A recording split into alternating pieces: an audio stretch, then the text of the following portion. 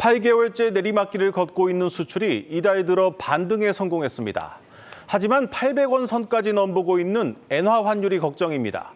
역대급 엔저 현상이 길어질 경우 일본과 가격 경쟁을 하고 있는 우리 수출 기업들의 경쟁력 악화가 불가피한 상황입니다. 전민정 기자의 보도입니다.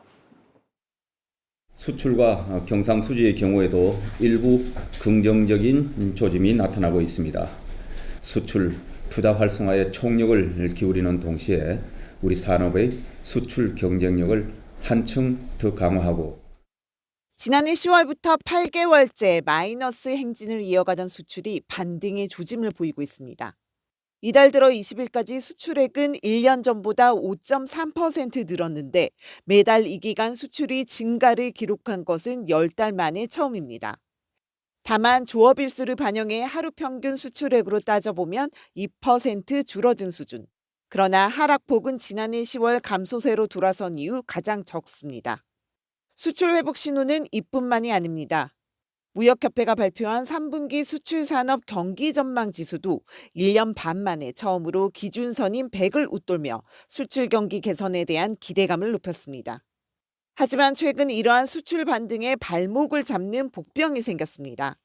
바로 8년 만에 100엔당 800원대를 터치하며 공포를 심어줬던 역대급 엔저입니다.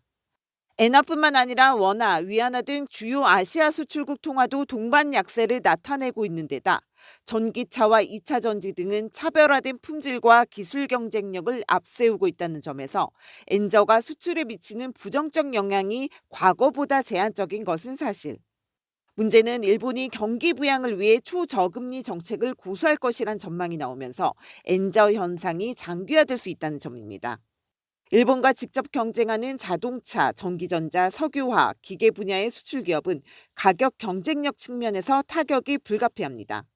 수출 경기 전망을 할 때 수출 단가나 생산성은 악화될 가능성이 있다. 이렇게 응답이 여러 개 있는 곳들도 있거든요. 전기전자 제품이랑 기계류 품목들이 환율에 따라서 영향을 많이 받는 엔저가 많이 좀 심해지면 시차를 두고 가격 경쟁력 부정적 영향을 미쳐서 수출에 타격을 입지 않을까. 여전히 가솔린 자동차 비중이 높기 때문에 일본하고 경합관계가 좀 높다 보여지고 전기차 역시 일본에서도 지금 밀고 있는 그런 상황이기 때문에 안심할 수 없는 상황이다.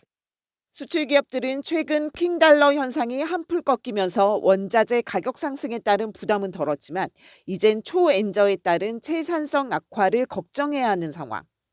수출 회복을 앞당기기 위해선 지금부터라도 일본과의 수출 경합도가 높은 품목에 대한 연구개발, 인력 등에 대한 세심한 지원이 필요하다는 지적입니다. 한국경제TV 전민정입니다.